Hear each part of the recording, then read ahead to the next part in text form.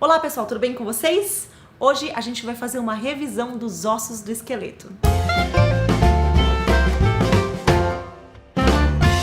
Eu sou a professora Natália Reineck e você está no canal Anatomia Etc. Se você tem interesse em aulas de anatomia e fisiologia do corpo humano ou em vídeos de dicas de estudo, ou de ciência ou curiosidades, não deixa de se inscrever no canal e clica também no sininho de notificação caso você queira ser avisado todas as vezes que eu postar um vídeo novo. Aqui na descrição do vídeo estão os links para as minhas redes sociais e para o site Anatomia Etc, onde você vai poder ter acesso a cursos exclusivos. Hoje então a gente vai fazer uma breve revisão dos ossos do esqueleto axial e do esqueleto apendicular. A gente já tem uma revisão desse tipo aqui no canal, mas usando um esqueletinho bem pequenininho, e hoje a gente vai fazer uma aula com um esqueleto em tamanho padrão, em tamanho real. Esse esqueleto aqui é da Reina Lab. Eu vou deixar o link do site deles aqui na descrição desse vídeo, porque além do esqueleto, eles têm outras peças de anatomia também. Se você tiver interesse, dá uma conferida lá. Bom, em primeiro lugar, a gente precisa relembrar o que é esqueleto axial e esqueleto apendicular.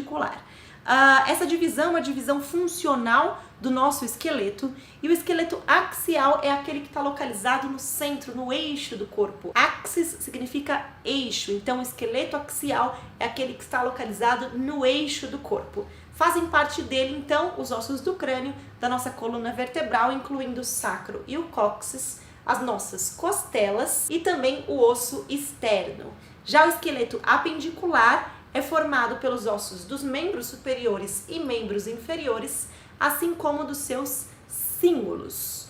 Os cíngulos são ossos responsáveis por unir os membros superiores ou inferiores ao esqueleto axial. Nós temos o cíngulo do membro superior, ou cintura escapular, e o cíngulo do membro inferior. Nessa aula aqui, a gente não vai falar dos ossos do crânio, a gente já tem uma aula específica sobre ossos do crânio, eu vou deixar o link aqui em cima para vocês. Começando pelo esqueleto axial, pulando os ossos do crânio, então, a gente vai falar da nossa coluna vertebral.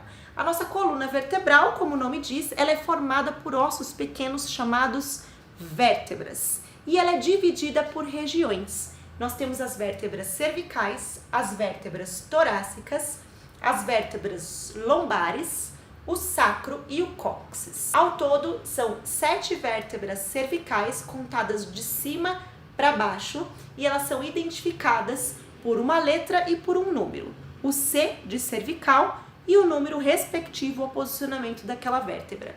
Então, nós temos C1, C2, C3, C4 e assim por diante até a C7. Nas vértebras torácicas a gente segue o mesmo raciocínio. Elas são nomeadas por uma letra, no caso T de torácica, identificadas por um número. No caso das vértebras torácicas, nós temos 12 vértebras torácicas. T1, T2, T3 e sucessivamente até T12. Já nas vértebras lombares, nós temos 5 vértebras lombares, L1, L2, L3, L4 e L5. Ao final da coluna vertebral, nós temos o osso sacro, que é esse osso triangular, e lá na pontinha nós temos o cóccix. Articulando com cada vértebra torácica, nós temos uma costela. Portanto, nós temos 12 pares de costelas. São 12 vértebras torácicas, nós temos 12 pares de costelas. Dessas costelas, as 7 primeiras são chamadas de costelas verdadeiras.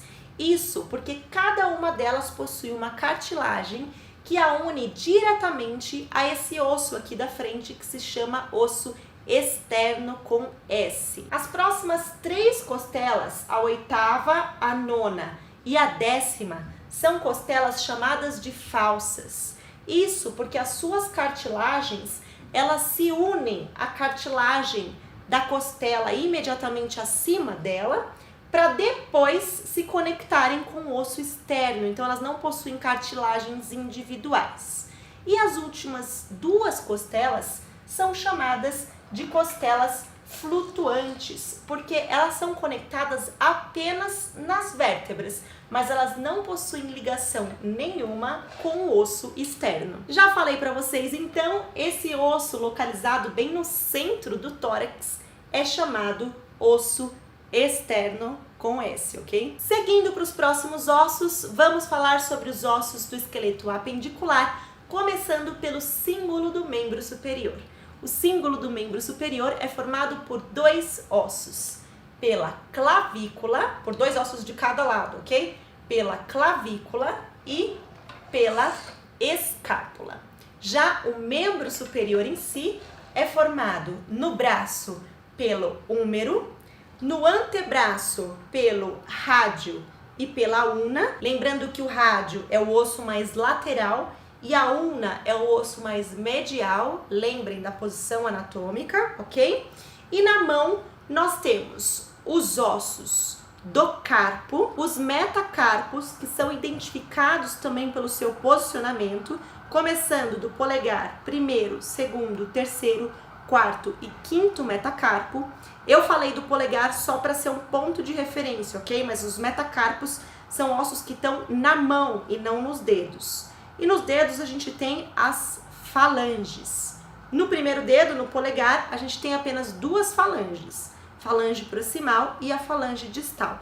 Enquanto no restante dos dedos, nós temos 3 falanges. Falange proximal, falange média e falange distal. Vamos para os membros inferiores, aliás, começando do símbolo do membro inferior, que é formado pelo osso do quadril ou pelo osso ilíaco. Não confundam ilíaco com íleo. Quando a gente fala ilíaco, a gente está se referindo aos 3 ossos que formam o osso do quadril, ok? Então aqui nós temos o osso íleo, que é esse osso grande e mais achatado. Eu costumava falar para os meus alunos que era a orelha do elefante.